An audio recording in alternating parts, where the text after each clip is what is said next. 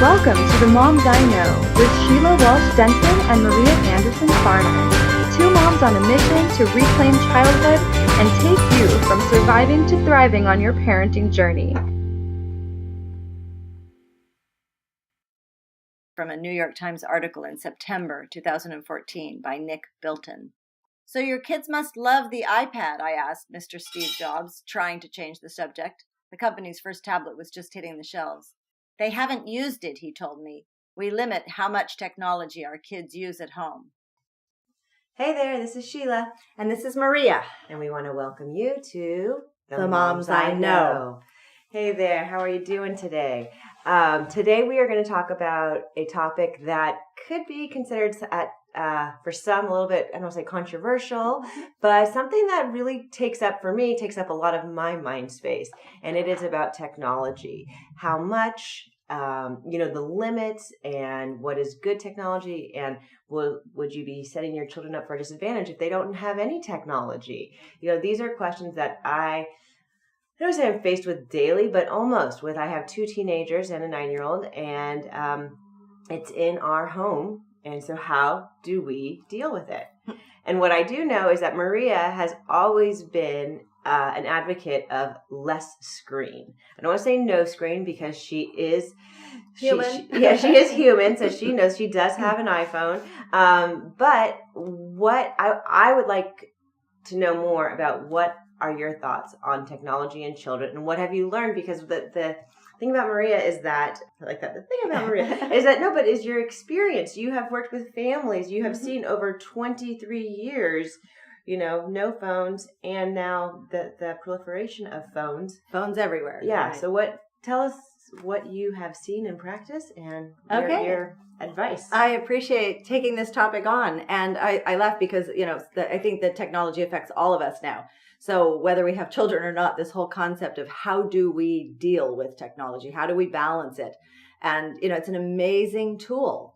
The iPhone, the computer, the fact that, we have all of this technology in the medical field. I mean, we're so grateful for it. And then we also see the other side of it.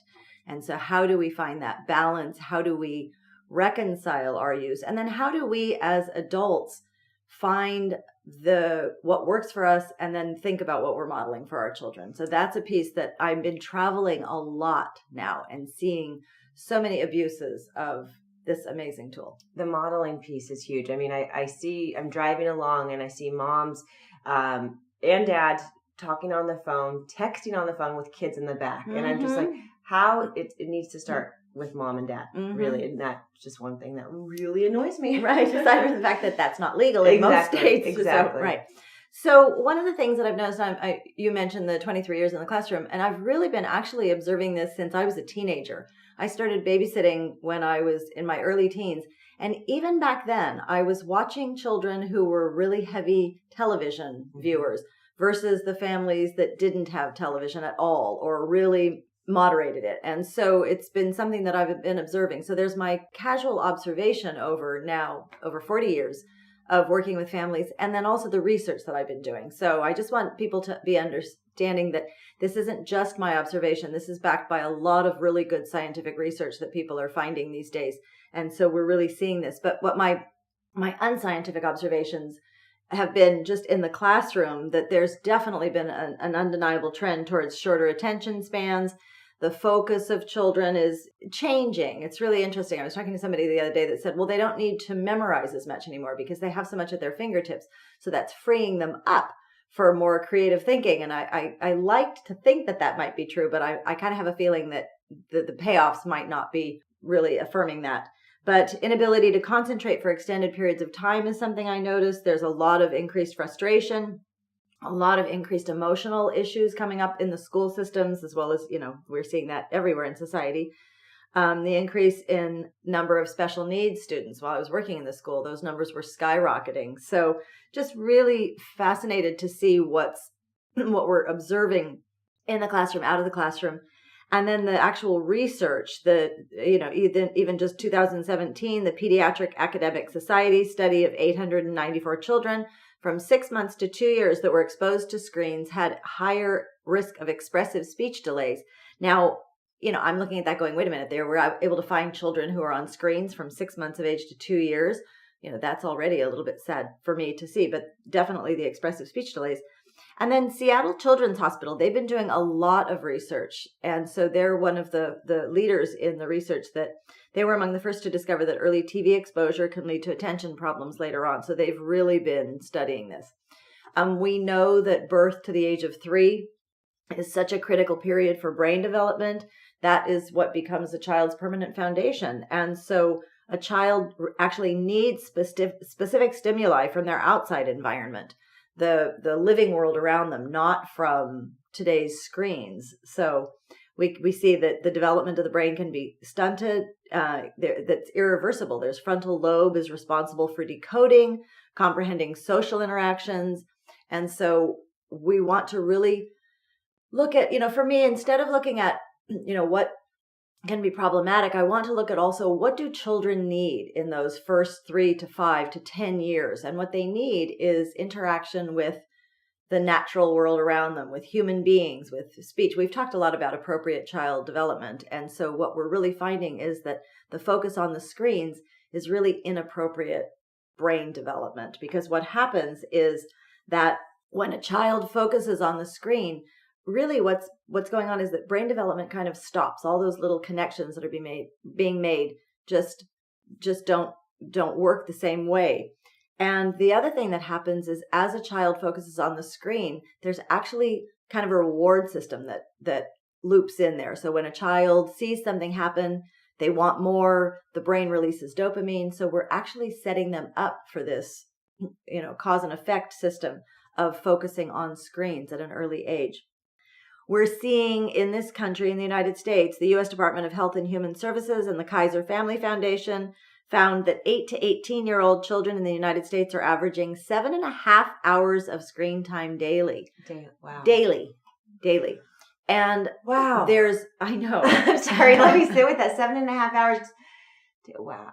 Right. So aside from the fact that there's the child focusing on a screen with, the blue light that's affecting their sleep rhythm, the what it's taking away from all the things that they could be doing. We look at obesity in this country, it was just all the effects of focusing on a screen for that. And that may not even account for a lot of the classroom time. Now, over the years, we've seen the classrooms using more and more screen time because they say, that's how children are engaged. And it's like, well, but that's not how their brains should be. Yeah. No, I saw that in my daughter's classroom this year. This was my first year with my daughter in the classroom, and the teacher is using screens, they read off the screen, and I'm totally surprised. Right. So when my son was in kindergarten, that was sort of the beginning. There was that first, that was back in the early 90s.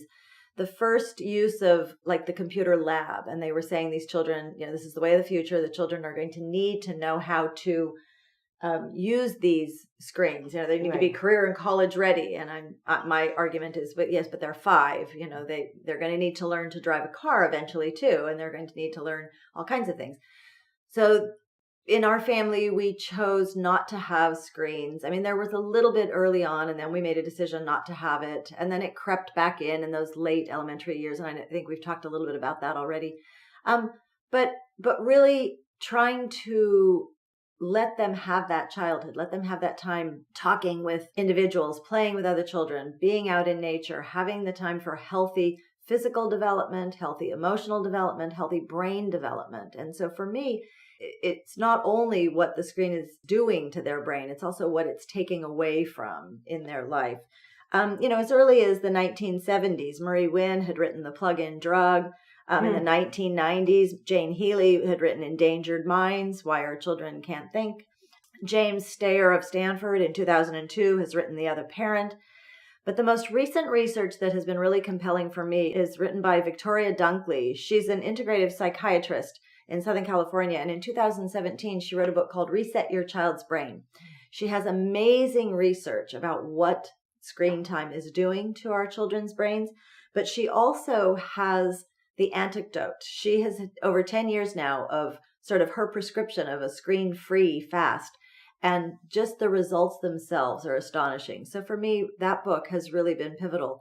And so again, we know that they're all around us. We have our cell phones, we have our tablets, we have our computers that we need for so many things these days.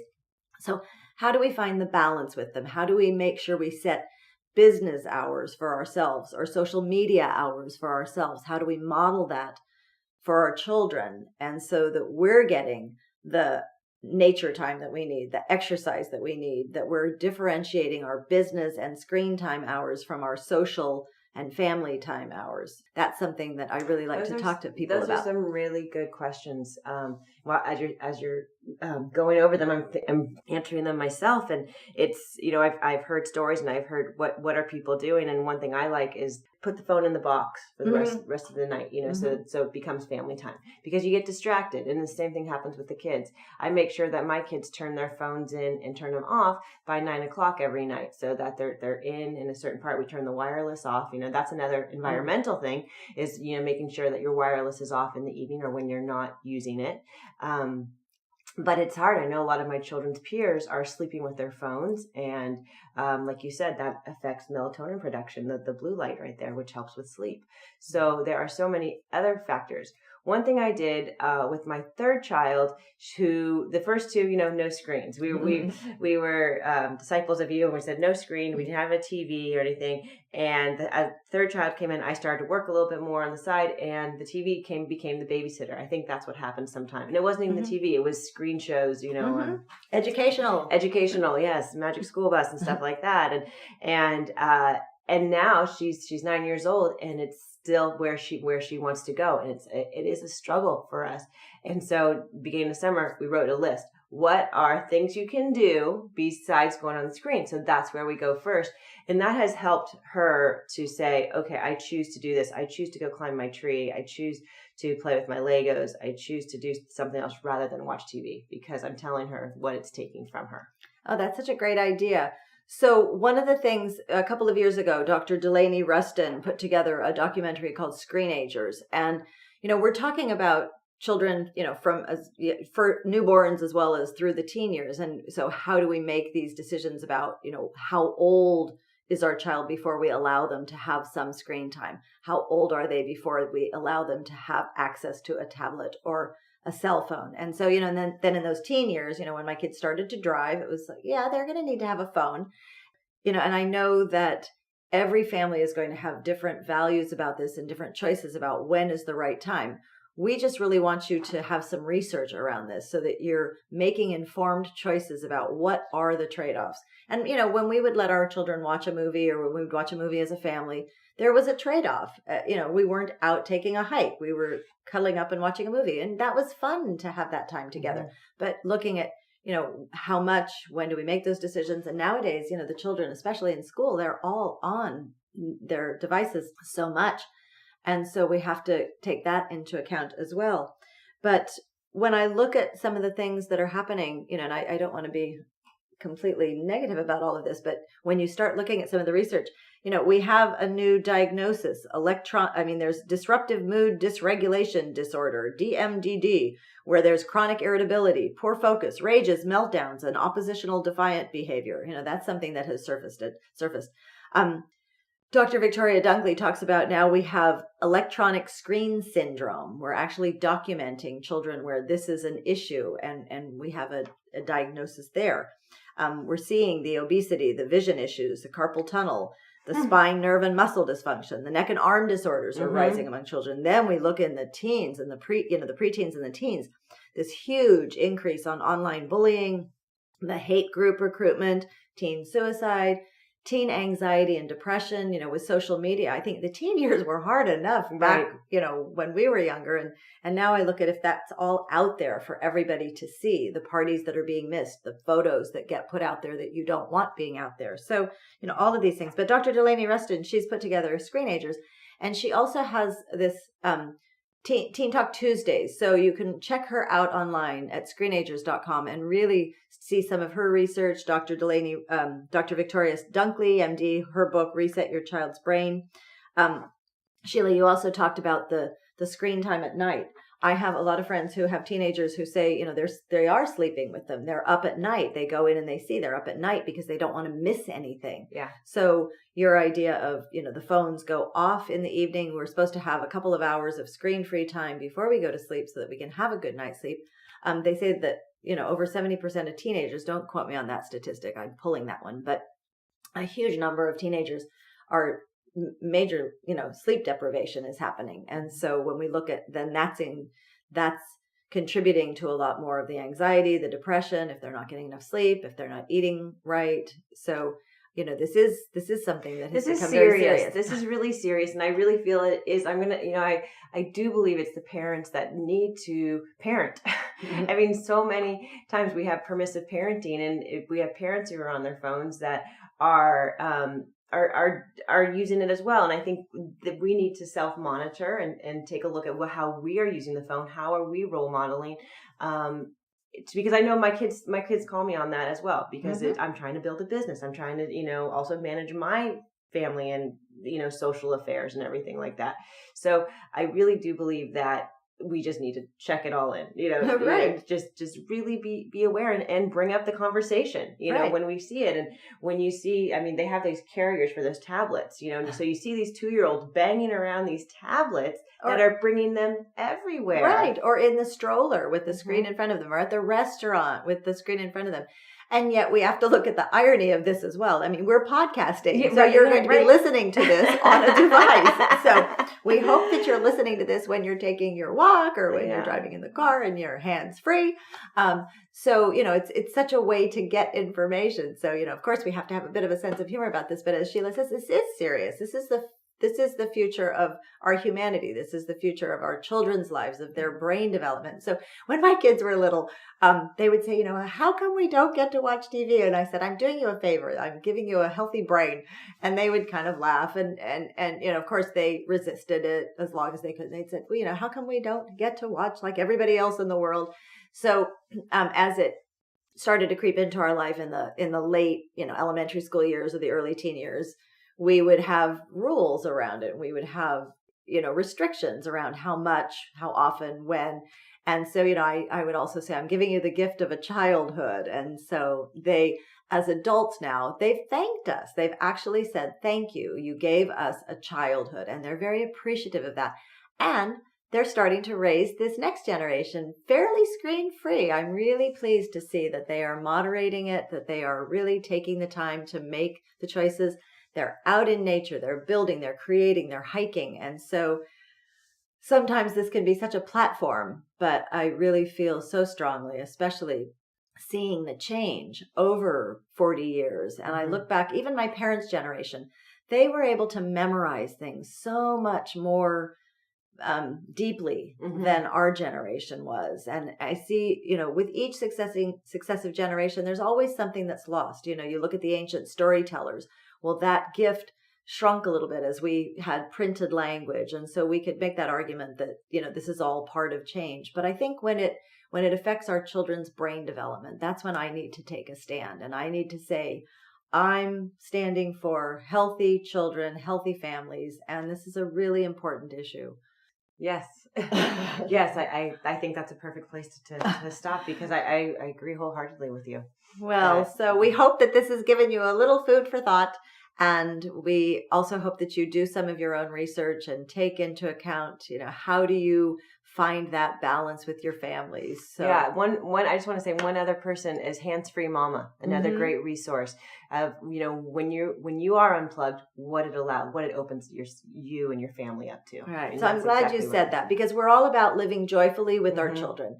And I have to say, when I'm on a screen, I'm not usually in a joyful place. I mean, every once in a while, there's something that really makes me laugh or brings me joy. But in general, that's more of the business, the information. And so I encourage you to really look for what brings you joy in life, what brings you joy as a family. And so making those choices. Exactly. Thanks. And we'll see you next time on The Moms I Know. Take care.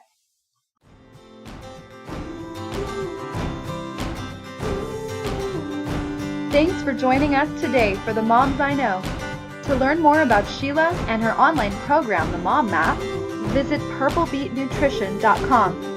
For Maria's monthly blog and to learn more about her group programs and retreats, visit SoquelEssentials.com. That's SOQUEL Essentials.com. We hope you enjoyed today's episode of The Moms I Know. Until next week, have a joyful family journey.